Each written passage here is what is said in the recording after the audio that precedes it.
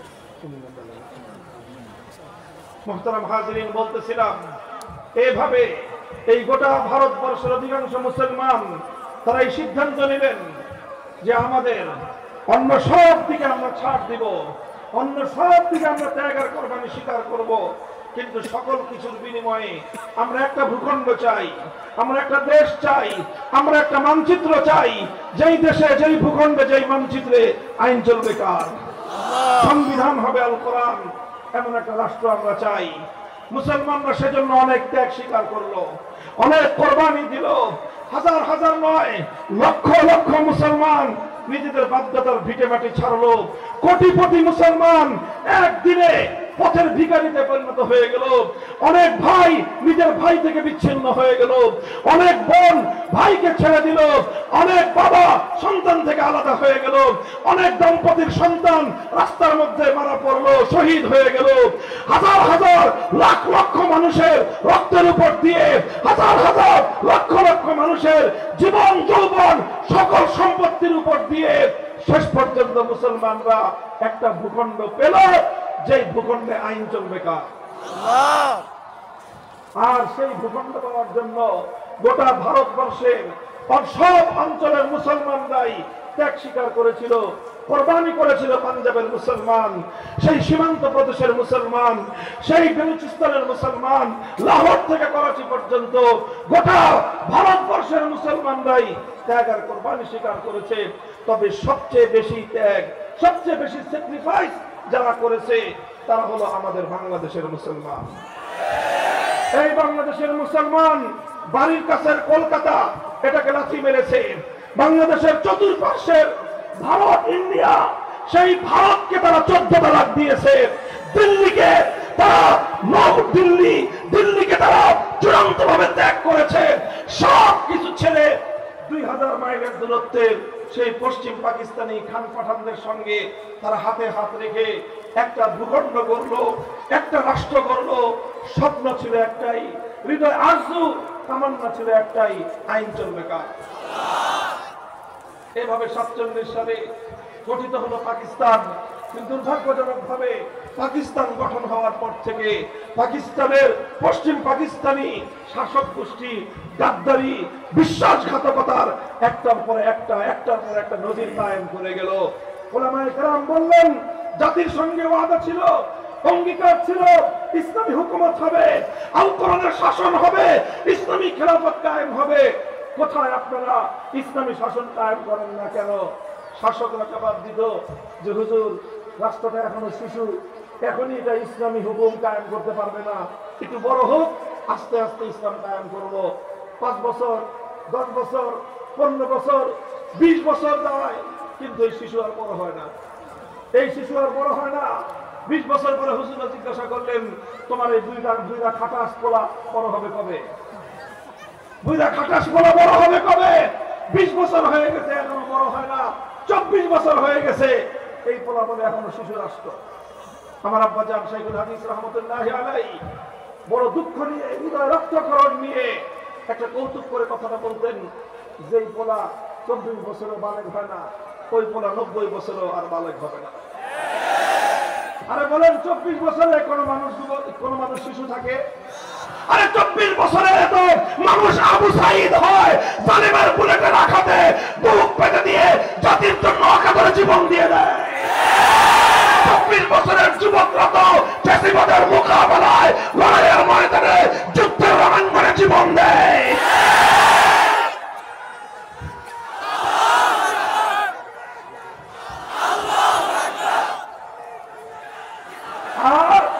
আর এই পাকিস্তান নামক বুইরা খাটাস 24 বছরের পোলা, এটা বলে তখনও শিশু। এদেশের মুসলমানরা সিদ্ধান্ত নিল, যেই পোলা 24 বছরের বালেগ হয় নাই, এটা দিয়ে আর কোনোদিন কাজ হবে না, এই বুইরা খাটাসের দরকার নাই। ভেঙ্গে টুকরো করে দাও পাকিস্তান, ভেঙ্গে খান খান করে দাও গাদ্দারির রাষ্ট্র পাকিস্তান। খান পাঠানদের বিশ্বাসঘাতকতা, গাদ্দারির কারণে যে দেশের জন্য রক্ত দিয়েছিল, জীবন দিয়েছিল আমাদের পূর্বপুরুষরা, সেই গাদ্দারির কারণে আমরা সে রাষ্ট্র ভেঙ্গে টুকরো করে দিলাম।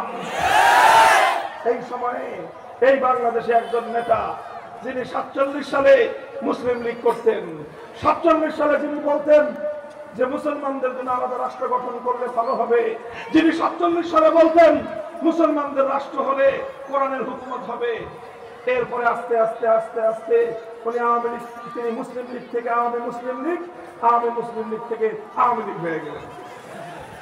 যাই হোক, যাই ছিলেন ভালোই ছিলেন। 1970 সালে তিনি তার জীবনের সবচেয়ে পুণ্যময় কাজটা করলেন, সবচেয়ে নেক কাজ, সবচেয়ে একটা ভালো কাজ করেছিলেন। 70 সালে নির্বাচনের আগ দিয়ে জাতির সঙ্গে তিনি ওয়াদা করলেন, জাতির সঙ্গে তিনি অঙ্গীকার করলেন, আমাদেরকে ভোট দেন, আমরা পাশ করলে কোরআন সুন্নাহ বিরোধী কোন আইন আমরা করব না। কোরআন সুন্নাহ বিরোধী কোন আইন, এটা 1970 সালের আওয়ামী লীগের নির্বাচনী ইশতেহার। শেখ মুজিবুর রহমান সাহেবের জাতির সঙ্গে ওয়াদা, এটা আমাদের মুখের জোরের কথা না, এটা বাংলাদেশের স্বাধীনতার দলিলে লেখা আছে। আজও পর্যন্ত 70 সালের আওয়ামী নির্বাচনী ইশতেহার পড়েন, সেখানে পরিষ্কার জাতির সঙ্গে অঙ্গীকার করা হয়েছিল কোরআন সুন্নাহ বিরোধী কোন আইন করবে না। এর ভিত্তিতে মানুষ তার দলকে ভোট দিল, সিল মারলো নৌকায়, এই পরিমাণ সিল মারলো ব্যালট বাক্সে দেখা হয় না, উপচে পড়লো। গোটা পাকিস্তানের মধ্যে নিরঙ্কুশ সংখ্যাগরিষ্ঠতা তারা পেয়ে গেলেন। কিন্তু পশ্চিম পাকিস্তানিরা তাদেরকে ক্ষমতা হস্তান্তর না করে 71-এর 25 মার্চ ভয়াল কালো রাত্রে বাংলাদেশের মানুষের উপর চরম বর্বর হত্যাযজ্ঞ চালালো। 26 মার্চ কালুরঘাট থেকে স্বাধীনতার ঘোষণা দেওয়া হলো। 1971-এর 16 ডিসেম্বর 9 মাসের মুক্তিযুদ্ধের পর বাংলাদেশ স্বাধীন হলো। স্বাধীন হওয়ার পর শেখ মুজিবুর রহমান সাহেব পশ্চিম পাকিস্তান থেকে মুক্তি পেলেন, গেলেন লন্ডনে।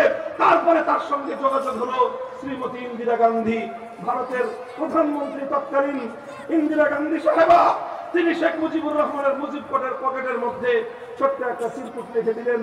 আর সেই চিরকুটের মোট কথা ছিল এই, যেই দেশটা স্বাধীন হয়েছে এই দেশটাকে স্বাধীন রাখা যাবে না, এই দেশটাকে এমন একটা সংবিধান বানাতে হবে যেই সংবিধানের দ্বারা এই দেশটা চিরদিনের জন্য ভারতের গোলাম হয়ে যায়। এরপর তিনি আসলেন, এসে একটা সংবিধান করলেন, যেই সংবিধানটা ছিল ভারতের গোলামীর সংবিধান, যেই সংবিধান ছিল বাংলাদেশের মানুষের সঙ্গে 100 বছরের আন্দোলন সংগ্রামের সঙ্গে গাদ্দারি আর বিশ্বাসঘাতকতার সংবিধান, যেই সংবিধান ছিল 1970-এ জাতির সঙ্গে তার কৃত নির্বাচনী ওয়াদা এবং অঙ্গীকার ভঙ্গ করে বিশ্বাসঘাতক হওয়ার সংবিধান। তিনি সেই সংবিধানের মূলনীতি দিলেন, সেই মূলনীতি যেই মূলনীতি ভারতের সংবিধানের আলোকে জাতীয়তাবাদ, ধর্মনিরপেক্ষতাবাদ, গণতন্ত্র, সমাজতন্ত্র, চার মূলনীতি দিয়ে তিনি সংবিধান তৈরি করলেন। আর এটাকে নাম দিলেন মুক্তিযুদ্ধের চেতনা। অথচ 1947 থেকে 1971 পর্যন্ত 24 বছরে কোনদিন বাংলাদেশে কোন নেতা, কোন খেতা, কোন দল, কোন আওয়ামী লীগ কেউ কোনদিন ধর্মনিরপেক্ষতার কথা বলে নাই। এই 72 সালে ভারত থেকে আমদানি করা হলো ধর্মনিরপেক্ষ মতবাদ। আর এই ধর্মনিরপেক্ষ মতবাদ কায়েম করে শেখ মুজিবুর রহমান সাহেব ওয়াদা করেছিলেন কোরআন সুন্নাহ বিরোধী কোন আইন করবেন না। তিনি কি আইন করলেন? এদেশে ইসলামী রাজনীতি নিষিদ্ধ। তিনি বললেন কি, করলেন কি? সবচেয়ে বড় নেক কাজ করেছিলেন 1970 সালে, সবচেয়ে বড় বদ কাজ, সবচেয়ে বড় অপকর্ম, সবচেয়ে বড় গাদ্দারি করেছিলেন 72 সালে।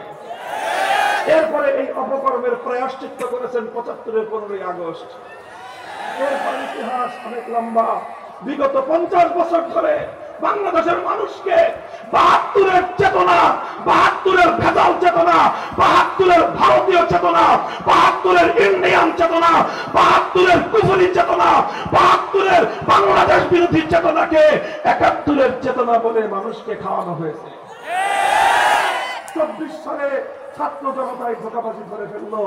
এই জন্য গোটা বাংলাদেশের ছাত্র জনতা একসঙ্গে স্লোগান তুললো। রাতের অন্ধকারে সারা বাংলাদেশের সমস্ত বিশ্ববিদ্যালয়গুলো গর্জে উঠলো একটা স্লোগানে, তুমি কে আমি কে।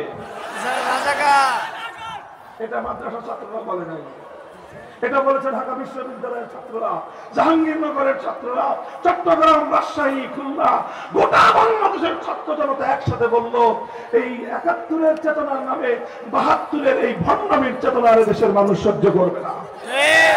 মুহতারাম হাজিরিন, আমার আলোচনা শেষ। এখন আমি আজ 2024 সালের ডিসেম্বরের শেষ প্রান্তে দাঁড়িয়ে, 2025 সালের সূচনা লগ্নে দাঁড়িয়ে আজ আমরা একটা কথা বলতে চাই, বাংলাদেশ আর ভারতীয় আধিপত্যবাদ মানবে না, ভারতের গোলামি করবে না, বাংলাদেশে ভারতের কোন সেবাদাস ক্ষমতায় থাকতে পারবে না, বাংলাদেশে আর কোনদিন কোন ভারতীয় গোলাম দাসী ক্ষমতার বস্ত্রতে বসতে দেওয়া হবে না।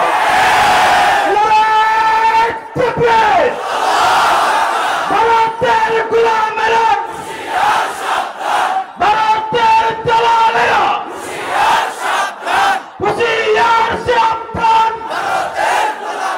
আমরা সরকারকে বলি, এই বীজ বৃক্ষ শুধু ডাল ছেটে মরবে না। গাছের ডাল ছাড়লে গাছ মরে না, আরো তাজা হয়। তুমি গাছের গোড়ায় দিবা পানি, ডাল ছাড়বা, এই বীজ বৃক্ষ আরো বড় হয়ে উঠবে। এই বীজ বৃক্ষ ধ্বংস করতে হলে শেকড় শুদ্ধ উপরে ফেলতে হবে। ভারত বাংলাদেশে আধিপত্য চালায়, ভারত বাংলাদেশকে গোলাম বানাতে চায় 72-এর সংবিধানের ধর্মনিরপেক্ষতার মধ্য দিয়ে। তাই 24 সালের বিপ্লবের চেতনা, ধর্মনিরপেক্ষতা, ভারতীয় মাল দিল্লিতে পাঠিয়ে দাও।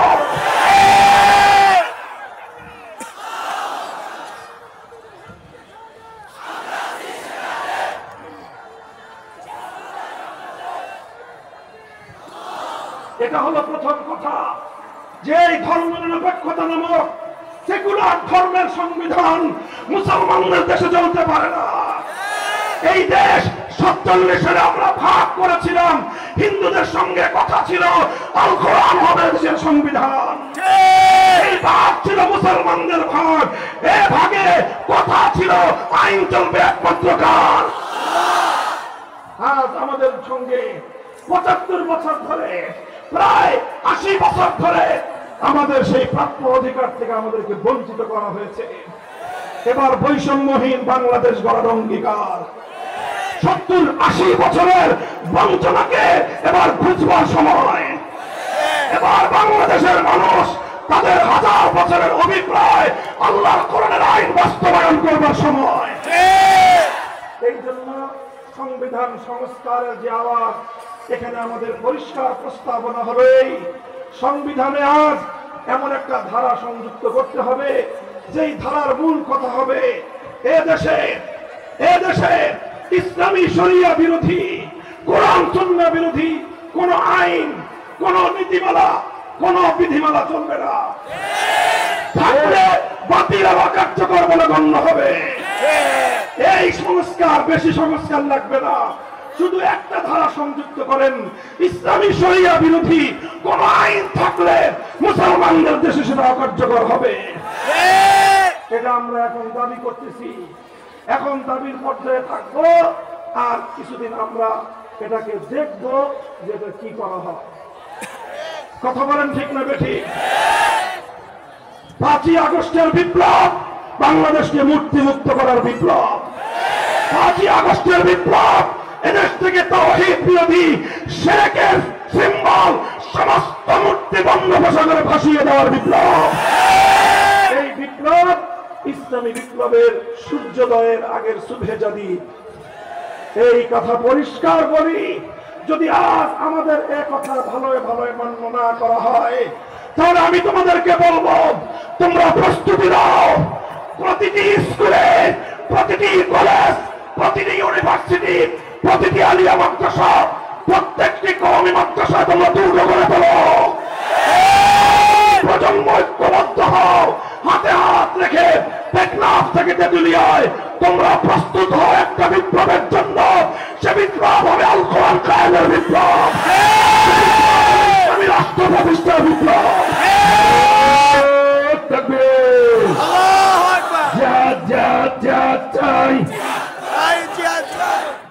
করে বাঁচতে চাই, এই বিপ্লবের জন্য প্রথমে মাথার ঘাম পায়ে ফেলতে হবে, করবো তো?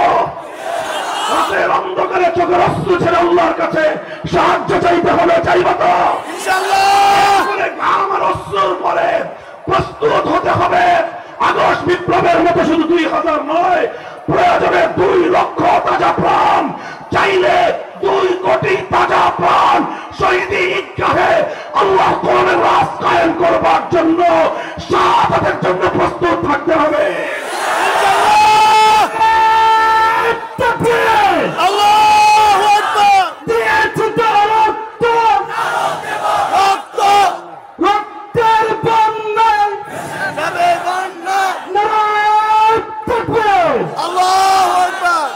শুধু মুখের কথার কথা, শুধু কথার কথা, মিশামিশি কথা, সত্য অঙ্গীকার, ওয়াদা করো হাত তুলে খোদার কাছে।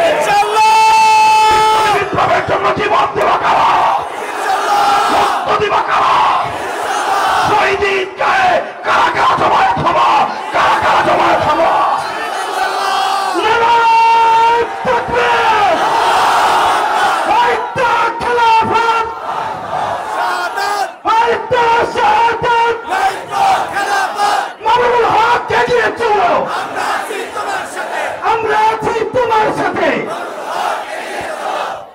সকল খুঁটিনাটি ভেদাভেদ, সকল ফুরুই ইখতিলাফ, যেই সকল মূল বিষয় আছে সেগুলো বাদ দিয়ে সাধারণ এবং ছোটখাটো মতবিরোধগুলোকে ঘরের ভিতরে আলোচনার টেবিলে সমাধান করুন। রাজপথে লড়াই হবে শুধু একটা পক্ষের সাথে, রাজপথে থাকবে 2টা দল, একটা দল হবে আল্লাহর দল, আর একটা দল হবে তাগুতের দল। দল হবে হকের পক্ষে, আর একটা থাকবে বাতিলের পক্ষে। বাতিলের পক্ষে আসবে, ওরা মরলে যাবে জাহান্নামে, যারা হকের পথে থাকবে তারা জীবন দিলে যাবে জান্নাতে। এই জান্নাতে যাওয়ার জন্য যদি আমি আর আপনি প্রস্তুত থাকতে পারি, ইনশাআল্লাহ আগামীর বাংলাদেশ হবে ইসলামের বাংলাদেশ, এবং সেটা আমরা আমাদের জীবদ্দশায় দেখে যেতে পারবো ইনশাআল্লাহ। আল্লাহ পাক কবুল করেন, আমিন, তৌফিক দান করেন। ওয়া আখিরু দাওয়ানা আলহামদুলিল্লাহি রাব্বিল আলামিন। আসসালামু আলাইকুম ওয়া রাহমাতুল্লাহ। সুবহানাল্লাহি ওয়া বিহামদিহি, সুবহানাকা আল্লাহুম্মা ওয়া বিহামদিকা, আশহাদু আন লা ইলাহা ইল্লা আনতা, আস্তাগফিরুকা ওয়া আতুবু ইলাইক। ইয়া হাইয়্যু ইয়া কাইয়্যুম বিরহমাতিকা নাস্তাগীস, আসলিহ লানা শা'নানা কুল্লাহ ওয়া লা তাকিলনা ইলা আনফুসিনা তারফাতা আইন। সুবহান রাব্বিকা